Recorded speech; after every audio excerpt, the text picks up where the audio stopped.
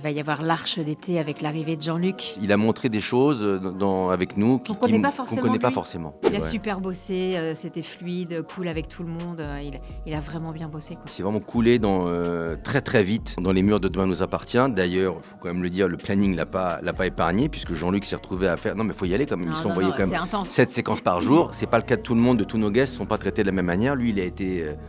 Ils l'ont mis vraiment dans le bain hardcore. Et puis j'ai trouvé ça très joli de voir Jean-Luc Dans cette sensibilité-là. Il a montré des choses avec nous Qu'on connaît pas forcément, qu'on connaît pas lui. forcément. Quand on m'a proposé DNA, je me suis dit qu'est-ce que j'allais pouvoir offrir qu'on n'avait jamais vu de moi aussi. Et là, c'est un papa qui est totalement en détresse. On n'avait jamais vu ça. Et c'est un papa face à un fléau qui est la drogue, sur les dealers de drogue.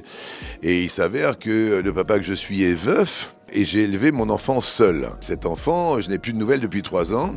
Et il est mêlé à un trafic de drogue. Et il s'avère que la fille des Delcourt, c'est-à-dire Ingrid, bien sûr, et Alex, est mêlée à ce même trafic de drogue. Donc ce sont des parents qui sont en détresse. Ce fléau de société m'intéressait. Pour continuer dans la lignée de ce que je défends, l'enfance et la différence depuis tout le temps. Donc on est vraiment dans cette lignée-là.